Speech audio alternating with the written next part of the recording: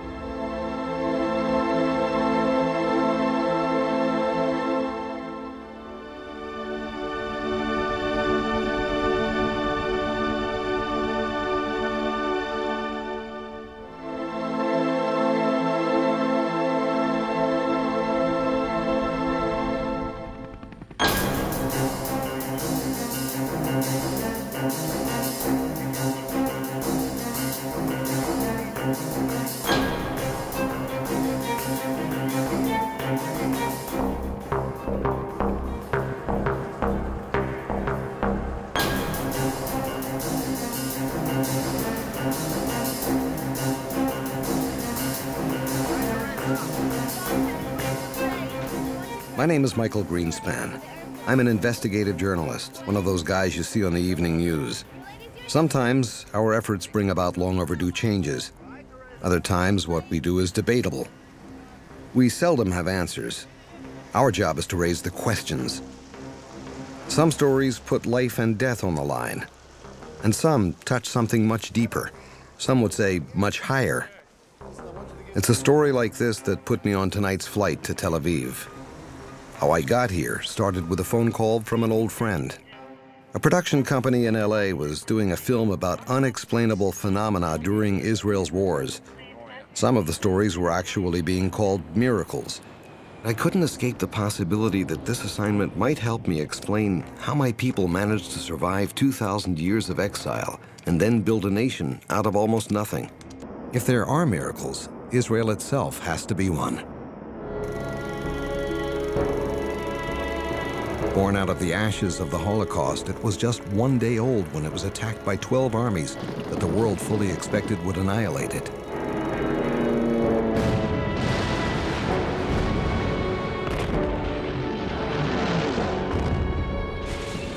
There was one tank and 5 cannon with which to fight back an armada against them. And yet, Israel won. How? Every time Israel has been attacked, Pentagon and Kremlin leaders have declared defeat as inevitable. The military experts at West Point won't study Israel's wars because their outcomes are too impossible. But the anomalies don't stop on the battlefield. How did Hebrew become the only dead language in history to be revived after 2,000 years? Why would millions of people from around the world leave their homes and move to a desert wasteland to build new lives for themselves? How did these people manage to turn a land more than 80% desert into one of the largest food and flour exporters in the world? Why have incredible achievements in science, medicine, and new technologies happened here in greater concentration than anywhere else? There are no logical answers. Please fasten your seatbelts for the rest of the flight, and welcome to...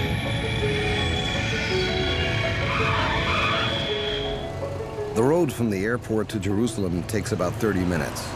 But once you reach the old city, it feels like you've been traveling for centuries. Jerusalem is 3,000 years old, holy to Jews, Muslims, and Christians. This is the city of David, where Solomon built the temple, where God said he would forever dwell and watch over his chosen people.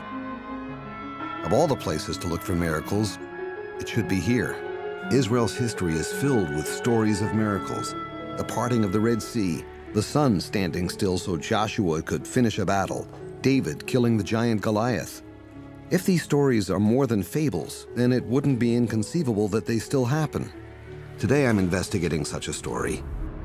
8 miles north of Jerusalem is a forgettable backwater town called Michmash. Most people have never even heard of it. But two parallel stories apparently occurred here almost 3,000 years apart. One story is in the Bible.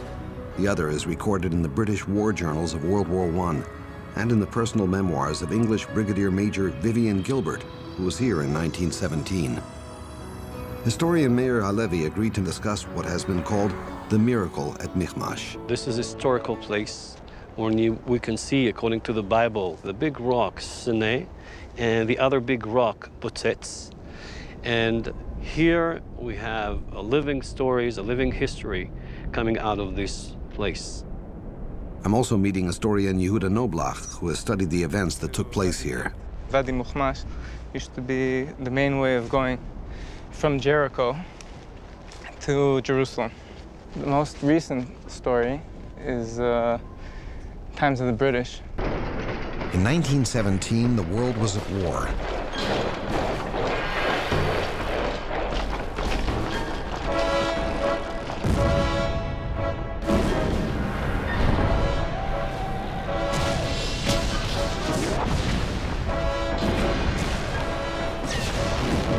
Turkey's decision to join Germany against England and France would spell the end of the Ottoman Empire.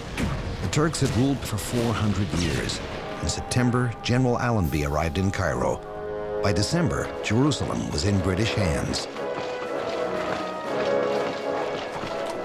On December 9th, Allenby approached Jerusalem's Jaffa Gate, then dismounted his horse and walked into the city on foot, declaring, "I come not as a conqueror, but as a pilgrim."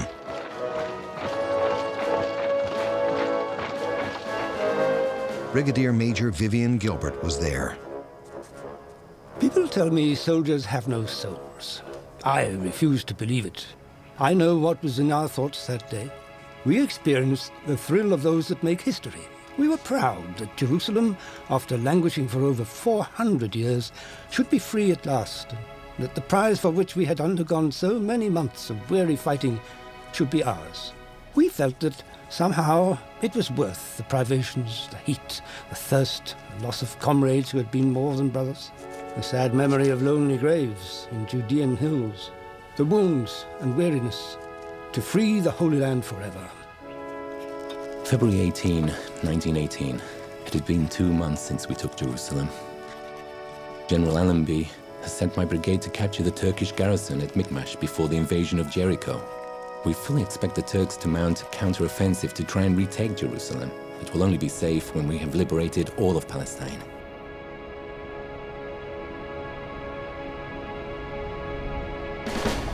We arrived in Michmash Valley yesterday.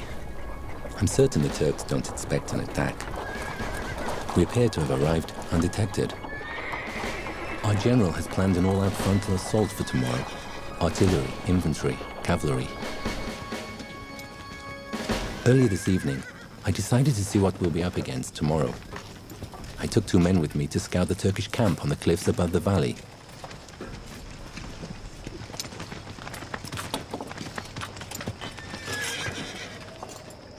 The cliffs above Michmash Valley create a formidable fortress. Any attempt to climb the canyon walls would be to invite almost certain suicide. Even so, if there was a way up the cliffs, it would catch the Turks by total surprise.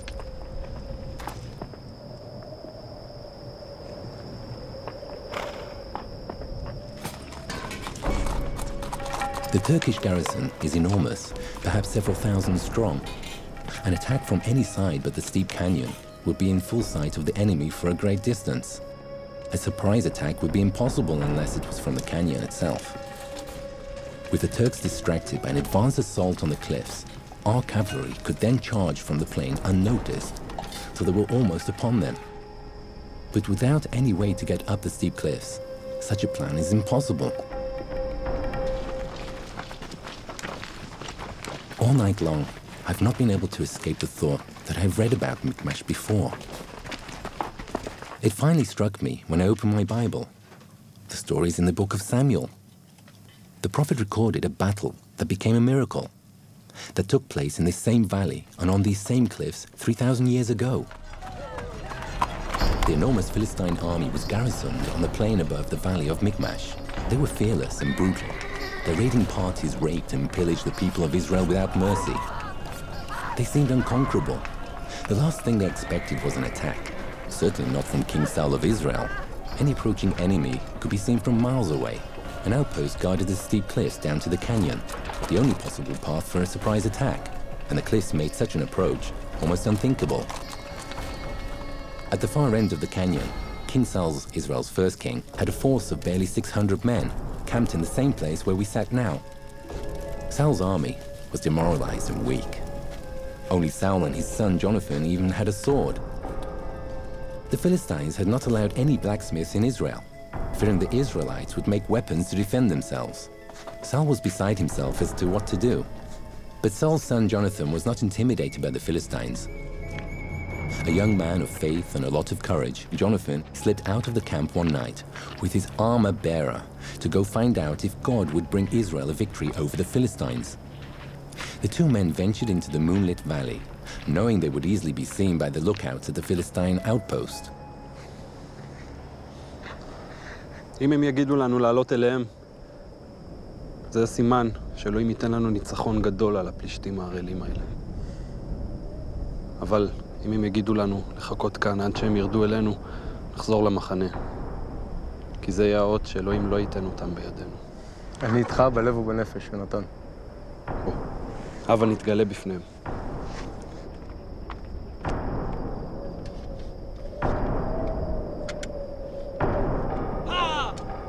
الخنازير هم الكلاب صرخت لهم تعالوا هنيا الموتي ادخلوا من الميتين عندنا تعال هنيا صرخت لهم قتل الكلاب ها هما صرخت لهم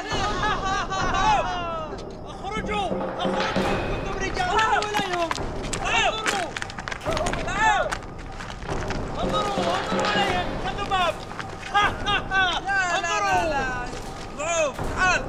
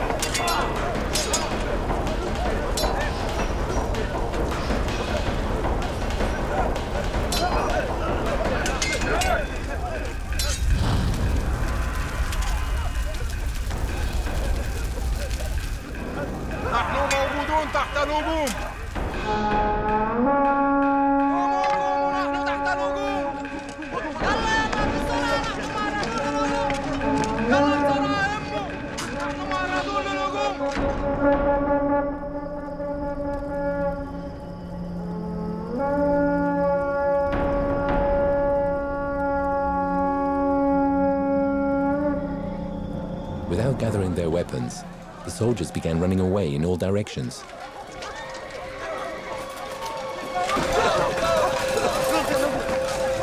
When Saul's lookouts saw what was happening, they ran to the king and reported what they saw. אדוני המלך, התעורר, התעורר. אומר, מה העניין? הפלישתים מלכי, הם בורחים. אתה מעיר אותי כדי לספר לי מעשיות? לא מלכי, זאת האמת לאמיתה. עוד מעלתו, ראינו זאת במו עינינו. מה ראיתם? הם נלחמים זה בזה בניסיון לברוח. לברוח ממה? לא יכולנו להבחין, אבל ראינו כי הם נסים לעבר הגבעות. מהר אבנר אסף את הצבא. כן, אדוני המלך. היכן יונתן? איני יודע מלכי, הוא לא בעול שלו, כבר בדקתי. אז מצא אותו ותאמר לאחי הכהן שהביא את ארון האלוהים. נתן, קרא ונע. Meanwhile, the tumult in the Philistine camp reached pandemonium. In their panic, the Philistine soldiers were killing one another in a frenzied attempt to escape the massive army they thought was attacking them. The Bible says that panic struck the whole army. The ground shook. It was a panic sent by God. Saul ordered the high priest Ahijah to bring up the Ark of the Covenant to inquire of God what he should do.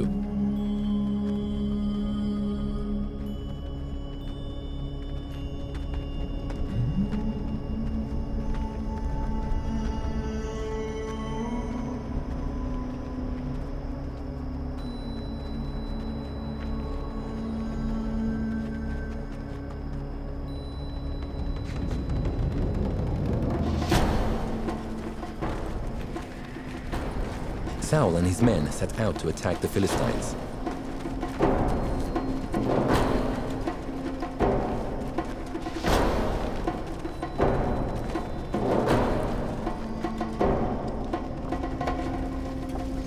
Reaching the abandoned camp, they picked up thousands of weapons left behind by the fleeing Philistine army. Saul and his men would chase them down and realize a great victory over their oppressors. The Bible declares, the Lord rescued Israel that day.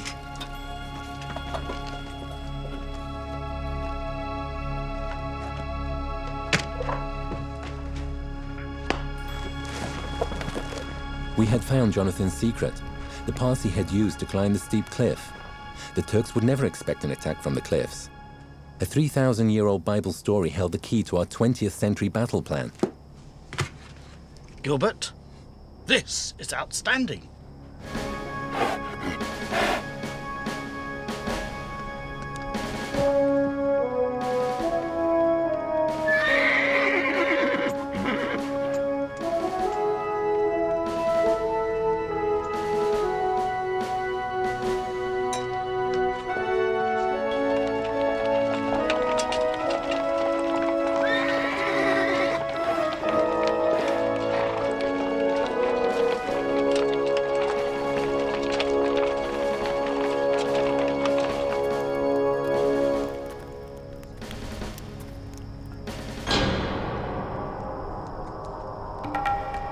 The Turkish army was asleep, unaware of our presence. Together we were about to repeat a 3,000-year-old story.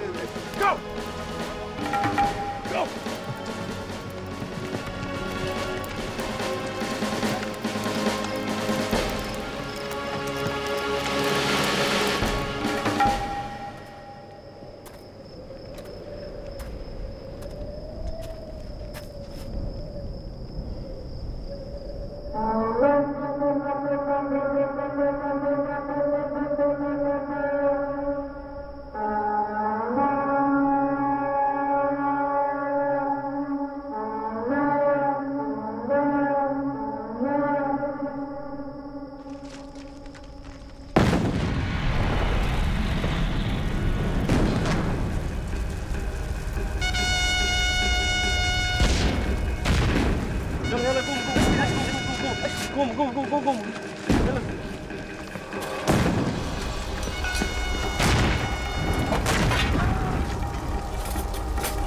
نحن ضع من تحت الهجوم سيدي. الجنرال الإنجليزي ألمبي يمكن قابل جيش لمكماش. وألمبي والمغلازم يتيجتي.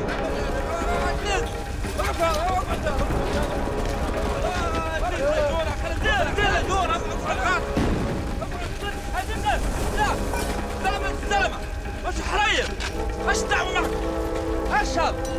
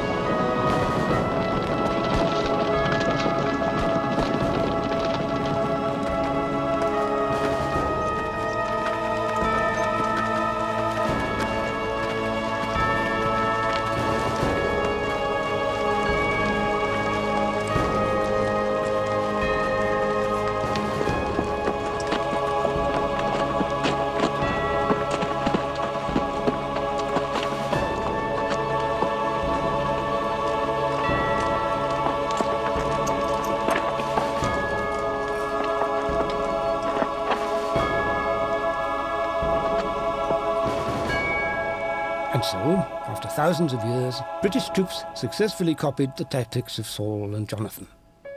The afternoon before I left Palestine for England, I wanted to be alone. For 4 years, I had been constantly with men I had learned to admire and trust. I had been through the horrors of a great war, but now the country was at peace and the people were free. We had finished our mission. Peace and freedom were in the Holy Land for the first time for 500 years. And it all seemed worthwhile. Is there a miracle in the Vivian Gilbert story? Historian Meir Halevi is convinced there is. Okay, Vivian Gilbert looks in his Bible because this place reminds him of something, and he sees the story of Jonathan against the Philistines and says, ah, this is a very good piece of tactical warfare. I'll try the same tactic and see if it works. No reasonable and rational soldier or major or officer will come against the Turkish Empire that lands on the plateau right here. This is a miracle. You think that God throughout history has been especially kind to the Jewish people in performing miracles? No, he has a redemption, he has a goal to the whole world, and he brings the whole world to this target. And whenever the world does not go to exactly the direction that he wants us to be in, he's just doing a miracle, just, you know, giving us the right direction. The entire British campaign in Palestine in World War I is filled with such unexplainable